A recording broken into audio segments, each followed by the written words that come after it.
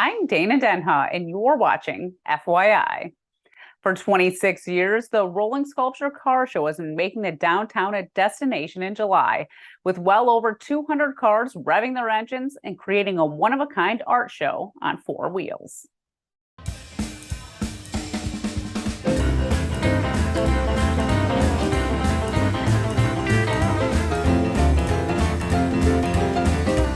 Today's the Rolling Sculpture Car Show. It's great to be out here, great to be downtown, great to have all these lovely cars and people around. It's a different car show from anything else because there's such a variety of people. It's great for people watching and a huge variety of cars. It's fun looking at the wide range of cars, styles, and tastes that are happening around here. My dad, he would work on them, late nights. He'd teach me how to work on them. I'd hold the flashlight for him and everything. He'd always be pointing out cool cars that he saw, so I kind of got, inundated with the car culture that way. Some of the best features are the swivel seat is a big deal. Ladies love the swivel seat. It has dual 4-barrel 395 engine. It has a 45 RPM record player in it that works. It's got the biggest fins of anything except the Eldorado that year. So it's definitely a classic. You don't see too many. When I got the car, it was just gray. I decided, hey, why not kind of do just my own thing with it? So I bought some paint and just kind of went to town, doing the brushwork and everything.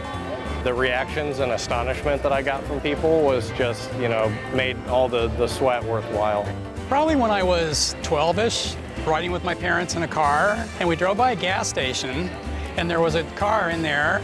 It was a car like this. I didn't know what this was back then, but because the whole hood, fenders, everything come up as a unit, like a race car, stuff I saw on ABC Wide World of Sports. 30 or 40 years after that, we bought this one. There's so many people who have just like absolute treasures in their garages that it's really cool to see them bring them out. Beautiful July, summer, Friday afternoon. Can you think of a better thing to do than walk around to downtown Ann Arbor, look at some beautiful cars?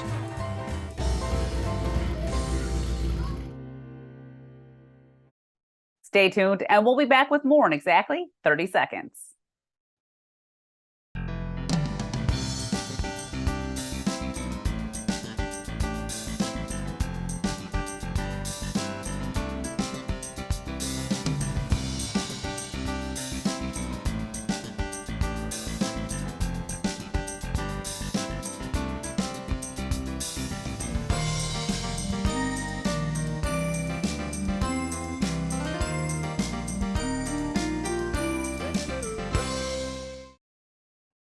Summer break is a blast as kids move away from the strict schedule of the school year to the freedom the season brings. But just because they're taking a break from the classroom does not mean they need to take a break from learning. Watch. The Ann Arbor Hands-On Museum Summer of Space is making learning about our solar system interactive. The August theme is Strange World, Stranger Creatures, so the theme is focusing on what would life be like on a different planet that isn't Earth. But we've also talked about planets that we've discovered using the crazy space telescopes that can see really far into space, and we found planets that we think could support life because they are similar in conditions to Earth. The hands-on activities reveal the way creatures evolve with their environments. We're talking about blubber by demonstrating that if the kids put their hand in the ice water without anything on, it'll be really cold. But if they put it in the bag of shortening and then put it in the water, they won't feel the cold at all. So that's how whales and other creatures survive in these extreme Arctic conditions. And it's how life might survive on another planet that is much colder than Earth. They get to choose what they want to do and how they explore the space. So with all of our activities, they also get to choose how they interact with the activity, what questions they want to ask, what things they want to explore. So everything is tried to be very interactive and hands-on. Hi. For more on all the offerings at this educational organization, visit aahome.org. The Natural Area Preservation, or NAP, is dedicated to keeping our area parks thriving with the help of volunteers. Find out ways to be a nature steward in this month's City Roundup in 60.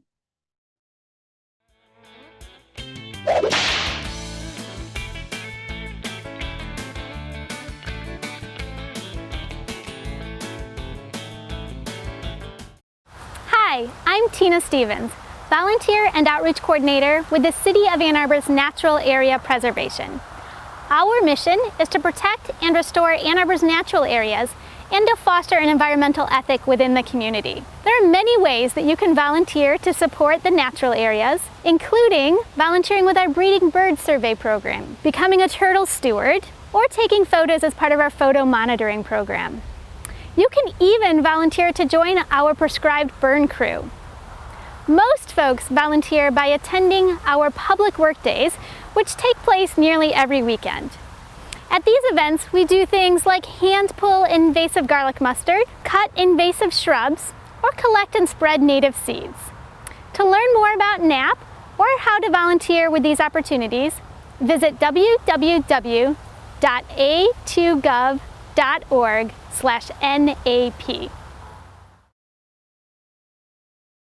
Live music is booming. There's a variety of artists and genres bringing their unique sounds to Washtenaw County, the Mitten State, and beyond. One local musician and creator has formed a one-of-a-kind place for audio artists to flourish, all the while bringing live music to the masses. Joining me is Taylor Greenshields, founder of Fundamental Sound Co. Welcome to the show, Taylor. Thank you for having me. Well, first tell us what Fundamental Sound Co. is and sort of how you ended up there. Yeah, so Fundamental Sound Co. is a audio company I run out of Ypsilanti, and do a lot of gigs in Detroit, Ypsi, Ann Arbor area, and just happen to work with some of the best bands in the area, in my opinion. So I invited them to do a festival, basically. Well, tell us a little bit about your background in music and what led you to wanting to be a part of the local music scene in Michigan. Yeah, so I grew up playing drums and played within lots of bands over the years, and still play drums in lots of bands and do sound as well. And I just started recording bands in my mom's garage and like for my buddies, and then eventually started doing it more and more and like got better at it. And now I kind of do it for lots of people and do like live sound as well. So I do like studio stuff, but also enjoy getting out there and doing events and festivals and whatnot. So I figured, hey, why not do my own and start one off? So Yeah, so does having your own recording studio sort of help you build these relationships so you can get bands to be in live festivals? yeah, exactly. So a lot of the artists that are playing at the festival are artists I've recorded and worked with in the studio. And there's lots of recordings we've done that are out there and live videos and whatnot. And yeah.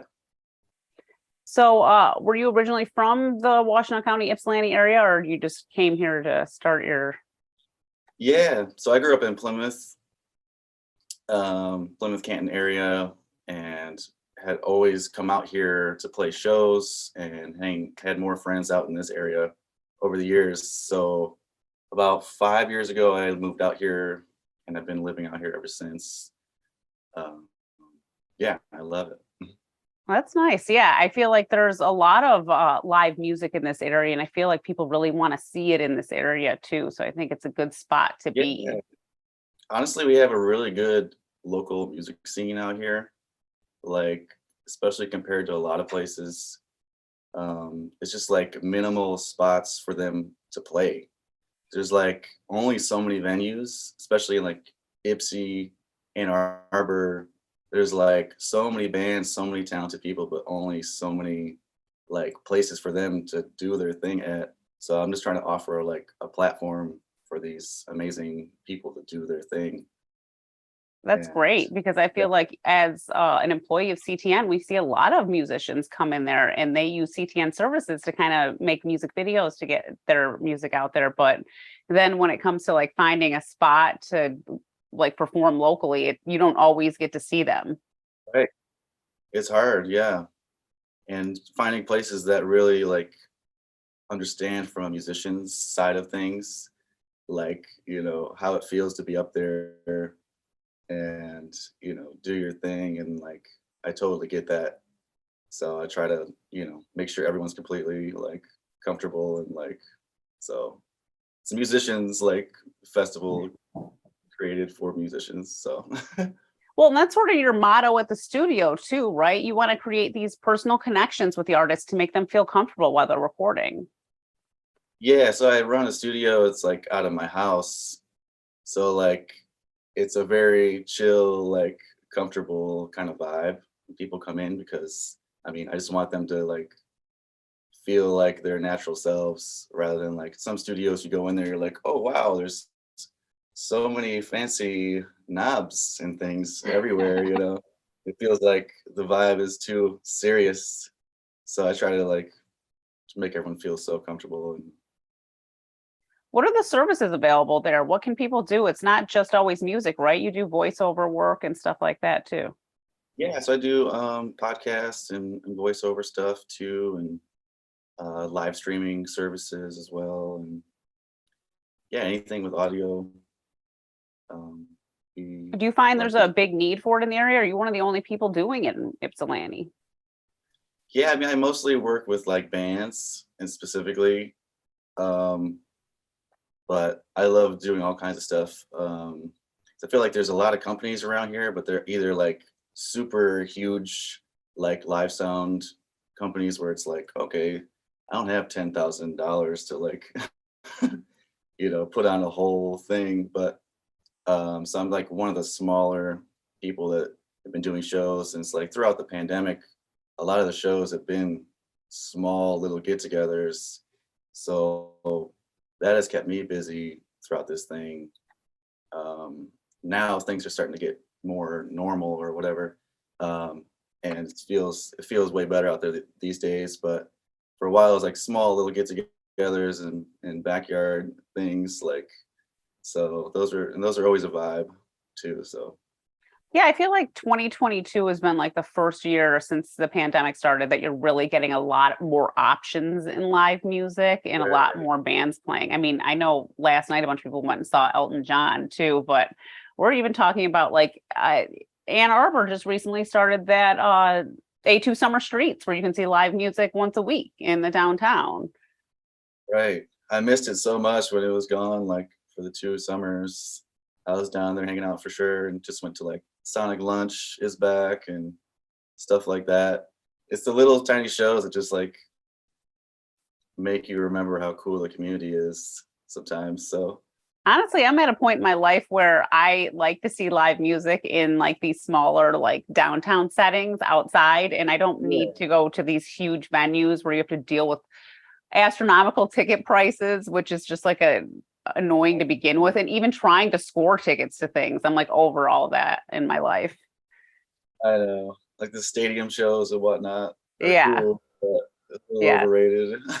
totally, So I just want to keep Fun Fest small and like local and like DIY, and so this is totally. second annual festival. So when was the first one? Was this just last year or was it a couple years ago? Yeah, last summer we did the first one.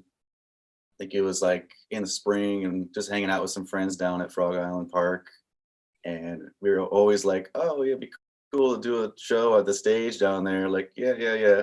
And then I was like, no, we're gonna actually do it. Like, we've been saying this for so long. Like, let's actually do that. And they're like, okay. So I like, took the steps forward to make it happen with the city and whatnot. And so yeah, and the first one was like went way better than I thought it would ever would. So Did you have a decent turnout that first year? yeah, and like a lot of people, and they said this too, like they didn't know what to expect, being the first one, but everyone was like super stoked with how it turned out, and I think everyone had a lot of fun. So I think this year is going to be even bigger. I mean, I found your event on Facebook. That's how I found it because a lot of my friends were interested in going. And I'm like, oh, what's this all about? And then I wanted to talk to you about it because, I mean, people are like, oh, I can't believe you have this band. They're really excited about what's happening. So I think you're going to have a decent turnout this year for sure. yeah, I hope so. It's like last year we had no sponsors, no like support at all. It was basically just me running around like crazy. And this year we have a little bit of support and a little bit more like help and just, everything, which is amazing. But like last year was mostly like all the funds we made was cash in a bucket. Like that's how like Sure. DIY it was. So I want to keep that like same energy, but you know, some support and funding is amazing and helps a lot. So Yeah, it just helps the festival be even better. So what's the deal? There's no tickets, you just pay when you get there? yeah, so it's like it's a free thing because it's like just a public park, but there's like a suggested donation of $20 that goes straight to the bands. Just because there's so many bands and they're so good playing. There's like 8 bands all day, so just trying to make sure they get paid. And that's my biggest thing is like just trying to get the artist paid as much as I can. Sure. I mean, and then you could keep them coming back year after year or even get different bands that people would want to see in the area. Like I said, that was one of the things that I noticed that people were really excited about your lineup. Why don't you tell us the lineup you have this year? Yeah, so we have 8 bands, including the secret set, which is just like a mystery set. We'll find out the day of what that's all about. We have Kai Five Loops, who's like cool looper, just like makes tons of vocal tracks with his voice. He'll like do a beatbox thing and do like layer all these things on it. Super sweet. We have Estar Cohen is playing. She's a super cool jazz vocalist, and her trio I think will be there. Let's see who else. The Mac Pods are playing. They don't play very often at all these days, so it's kind of like a cool little thing for them, for everyone, just to see them. Yeah, like play. take your chance to see them while you have it kind of thing. Yeah, this is the second time they played this year. They played at Hash Bash too. Someone had been doing sound for the Hash Bash show, and then this too. Who else? Danny Darling is playing. I play drums with her too. So you'll be playing during that set? Yeah. And then Al Bettis, he's like a super cool singer-songwriter, like soulful dude. Ma Baker is playing. There's my good buddies I went to high school with, and we're in the middle of making a record right now, which is super cool. They're like psychedelic jam band type of vibe. And then Stormy Cromer, I'm literally wearing their shirt right now. And they're like a similar kind of thing, like jam band vibes. And then who else? Yeah, I think that's it. And the secret set. Yep. Yeah, that secret set's a real mystery. I think people are gonna really want to know as you tease it. Last year, people thought that was the name of the band, which I thought was kind of funny. So it could work. No, I guess. Do you try to find like a variety of different people when you're booking these live music shows so you can get like people of different ages, interests? Yeah, absolutely. I think like there's something for everybody, kind of a vibe.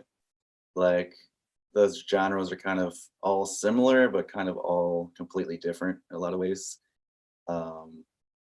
It's like the Magpies, they'll play like anything.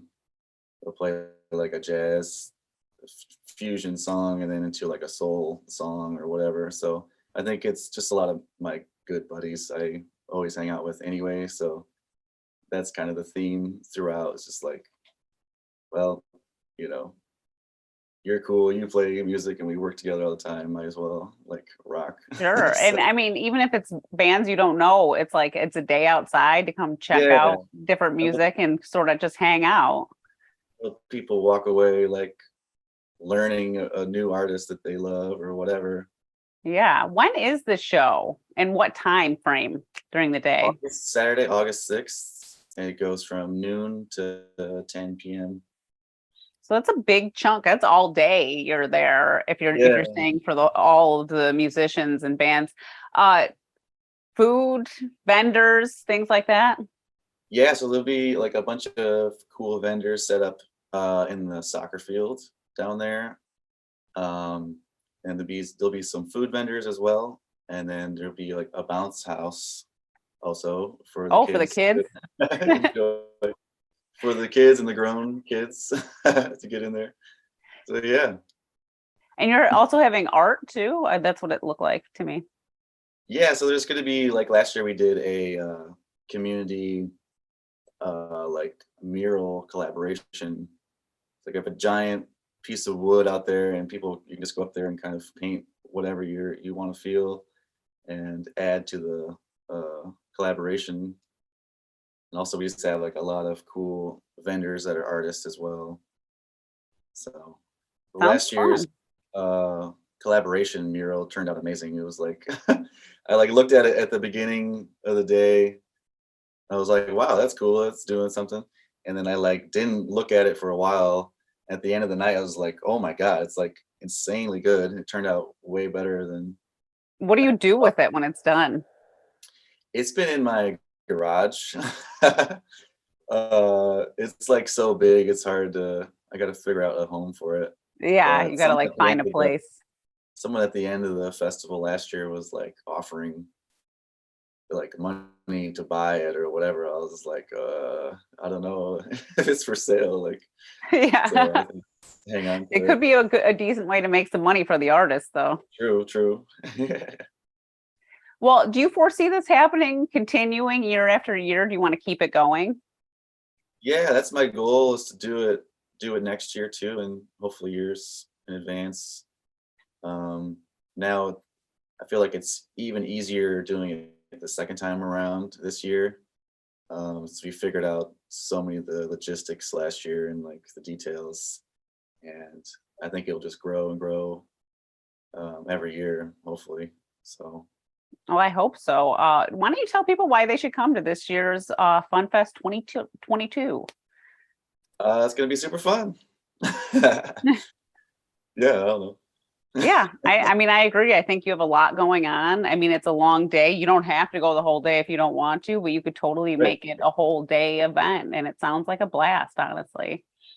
Right. It's hopefully we get good weather and just kind of walk around and check out some cool local artists, some cool local bands, and maybe bounce around in the bounce house a little bit. A bounce house is so much fun. I got one for my daughter this year for her birthday, and I was in it too. Very cool. Yes.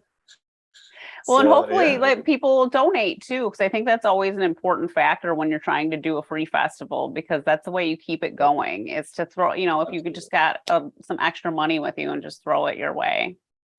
Absolutely. And I'm not, taking any money from this. If I break even, it'll be a miracle. Mhm. I'm just trying to get the bands paid because they're amazing and deserve it, and make sure they have a platform and the vendors have a platform just to do their thing, for everyone to do their thing. So Well, thank you so much for being on the show, Taylor. yeah, thank you for having me. Appreciate it. For more on this and other programs, visit a2gov.org/CTN. Visit youtube.com/CTN Ann Arbor to see all that we have to offer. And remember to like, subscribe, and ring that notification. Thanks for watching, and tune in next time to FYI.